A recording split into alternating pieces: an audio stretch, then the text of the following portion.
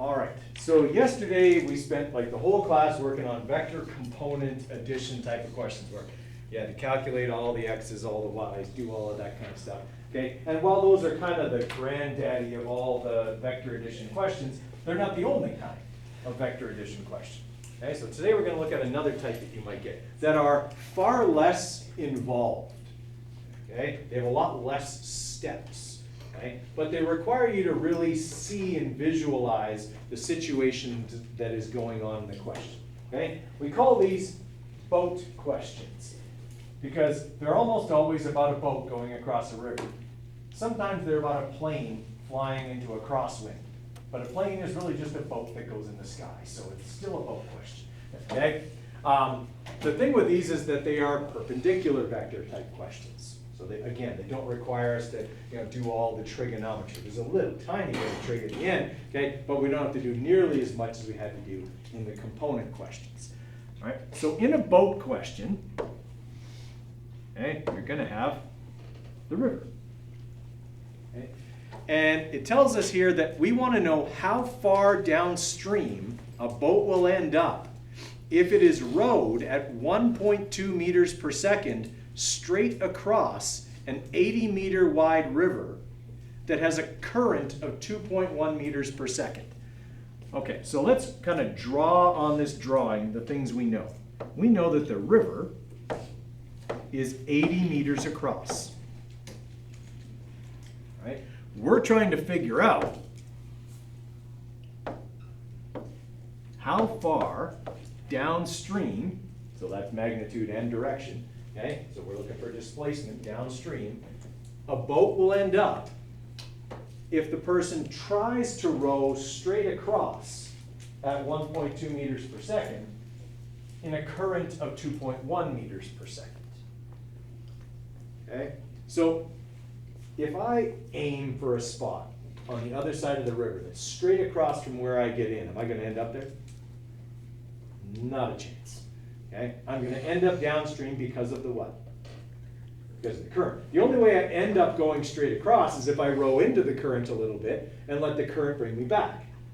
Okay? That's not what this question is saying. This question is saying you rowed straight across. You didn't go straight across. There's a difference, a very important wording difference. Okay? There's rowing across, which doesn't result in going straight across. Okay? Going straight across results from not rowing straight across. It's weird, but it's true. Okay? All right, so on this one here, I have two vectors. I have the person rowing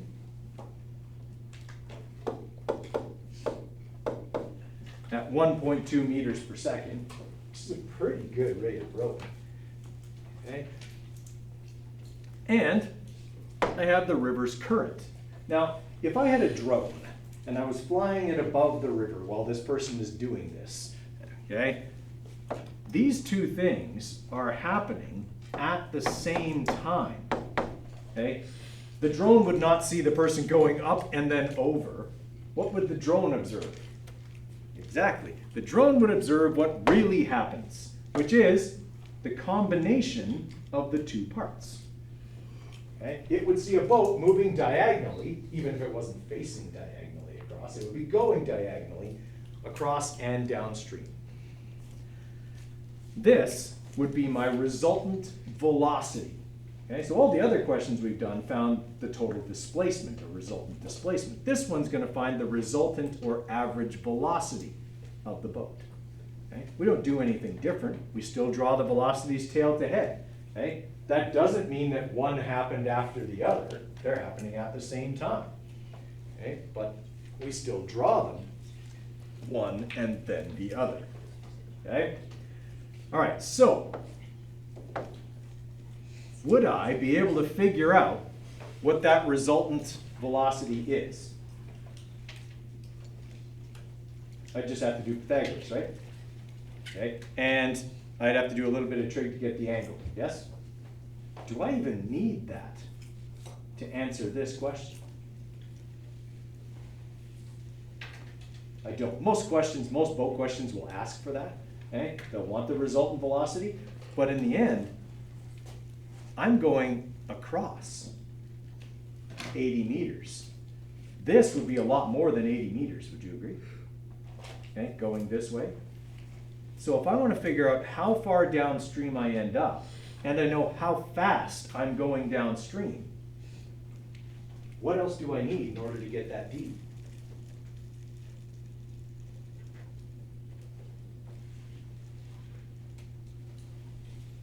I know how fast I'm going, and I want to find out how far I go. What else do I need? Time. Okay, so I need to know how long it takes to get across the river. Would you agree?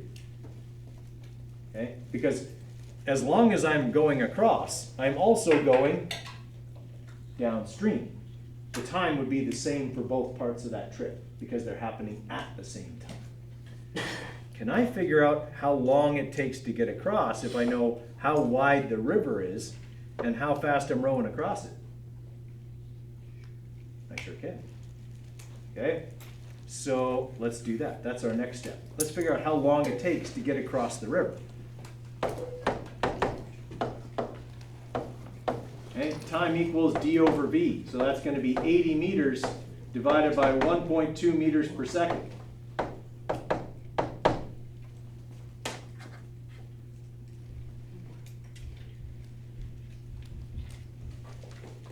Okay, oh, that's bad. That's really bad luck.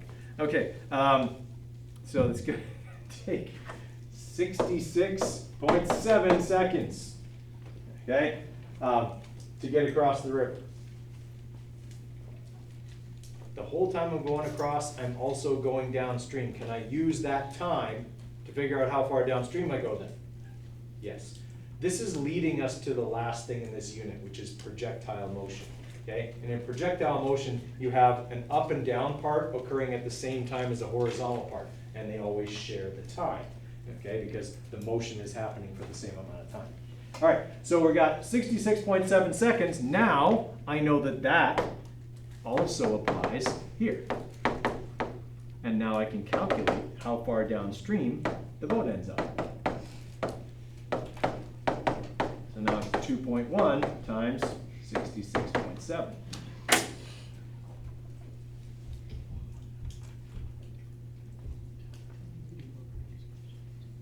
Okay, so the boat ends up 140 meters downstream. That's a long way. Okay, but the current's pretty swift too. 2.1 meters per second is a pretty swift current. All right, everyone follow what I did there. Okay, if I'm looking at a trip, okay, that the two parts are occurring at the same time, then they also occur for the same amount of time. Okay, that's what you gotta kind of have to get out of a boat question. Okay, so let's try a boat in the sky question.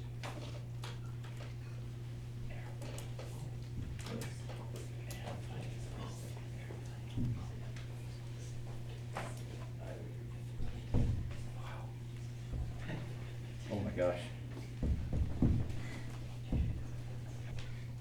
Okay, so this question is asking something like this. I want to end up going a certain direction, okay? So it's kind of telling me what my resultant is going to look like. And I'm actually going to be working backwards a little bit, okay? So it says, what heading does a pilot need to use if they want to end up flying due north? Okay, so they're basically telling me that the end result has got to look like this. The person ends up going due north. Right? The wind is blowing at 30 meters per second east. So if the wind is blowing this way, okay, at 30 meters per second, okay, and I want to end up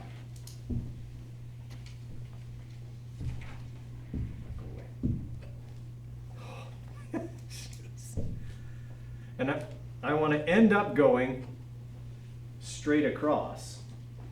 Which way do I need to point the plane? Yeah, I need to point the plane like this, right? So that I fly a little bit into the wind, and the wind blows the plane back to due north. Okay? So okay with that idea? Okay, so if I want to end up going due north, and there's a wind of 30 meters per second, then I need to point the plane in this direction.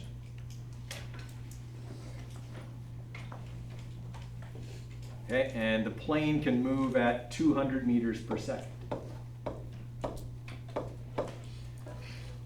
Okay, so this is the speed of the plane, and this line here, which I'm going to erase because it's not long enough.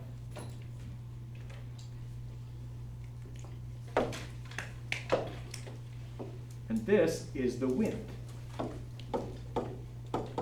Okay?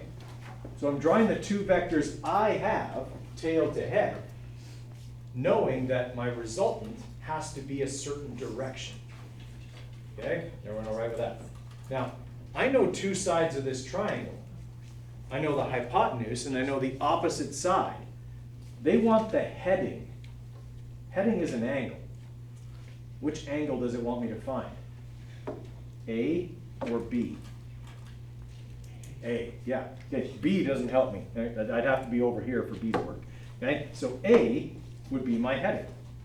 Okay, this is something that if you're going to become a pilot or like a cruise ship navigator or something like that, this is something you'd have to do all the time. You have to correct for current and wind in your headings. Okay, so I would be able to figure out this angle then using sine. Okay, the sine of theta is going to be 30, well, not 300, 30 over 200. Okay, opposite over hypotenuse.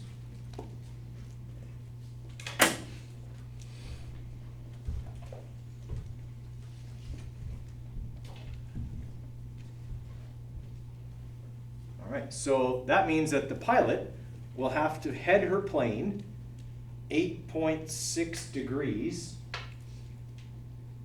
Which direction?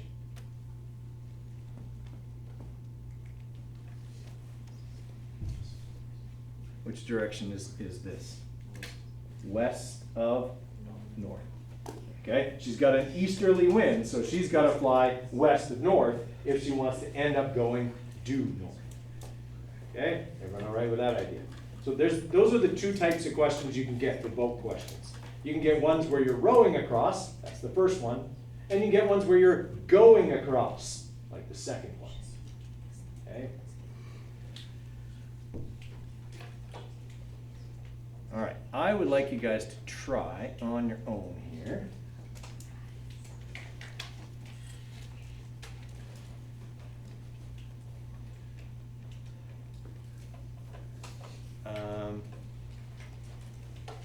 Let's have you try number 2 first. Okay, it's very much like the one we just did. Okay. So I'll give you a few minutes on that one. So just number 2, don't worry about number 1 for now. Okay, just going to show you kind of the setup here. Okay, I won't go through the whole thing just yet, but here's the river.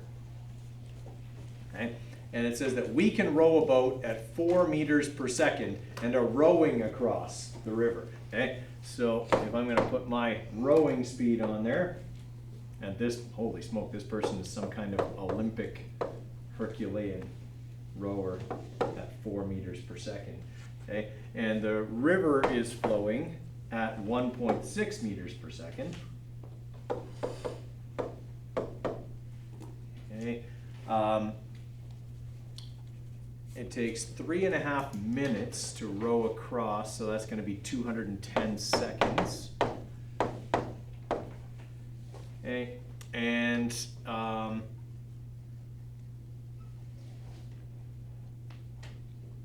okay, and we know that it takes 3.5 minutes to row across. Okay, so first thing they want is what's the resultant velocity? So they're really just wanting this. Everybody okay with that? The question also told us that straight across is due north. Okay, because it says you're rowing across due north. Okay, so that means then that this is going to be east. Okay, and then our angle will be somewhere in the middle. All right, can I figure out what that resultant velocity is right now? Yeah, I just do Pythagoras and one trig calculation and I'm done. Okay, so the resultant velocity is going to be 1.6 squared plus 4 squared, right? Which is going to give me 4.3 meters per second as the magnitude of that velocity, right? Since velocity is a vector quantity, I also need theta. I know the opposite side and the adjacent side. So I'm going to go tan to the minus 1 of 1.6 over 4, okay, which is going to give me 22 degrees east of north. All right, so now I've got my resultant velocity. How do I figure out how far downstream I end up?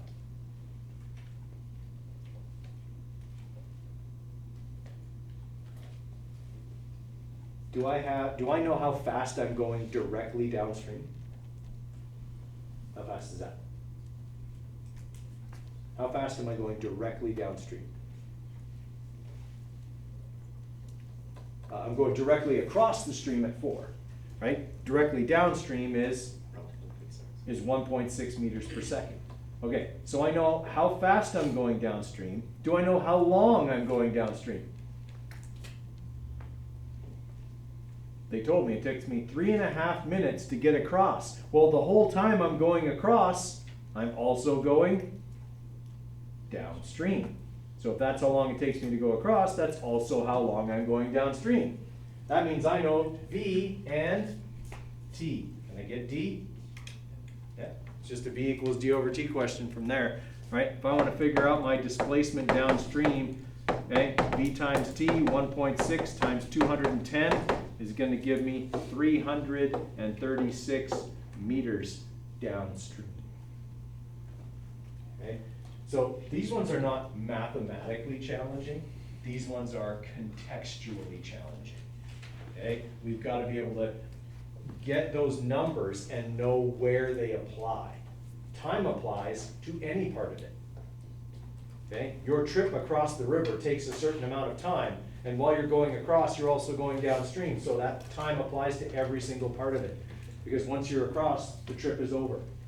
Okay? And all the parts stop. Okay? So we got to understand that time applies to all of them, but distance across and distance down are two different things. Velocity across and velocity down are two different things. Resultant velocity is another thing entirely. Okay? One thing you almost never get asked for is how far is this? They never ask for that. You'd be surprised how often people calculate it, okay? But you're never asked for it. All right. Let's see if we got time for one more here. Oh, but not one that's like a big one.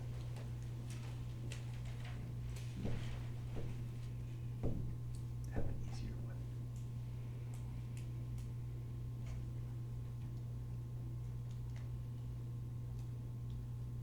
one. Okay, that's not a boat question, but you can do that one. That's like what was on your quiz today.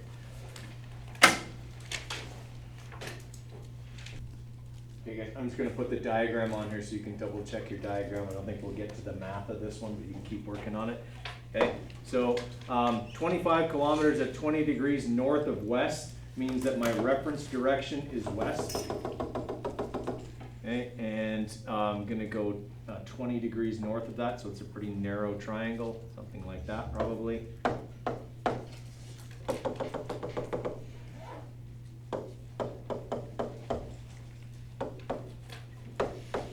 Okay, and then it goes 10 kilometers south. So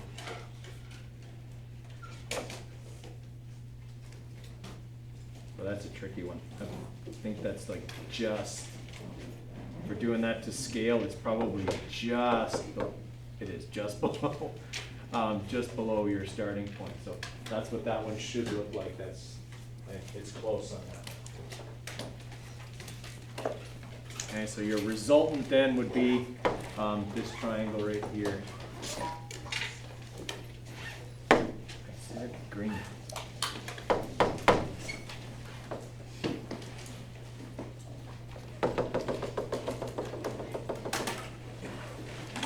Okay, now I'm going to get the complementary angle with that one, but you can do it the other way, you get 3.5.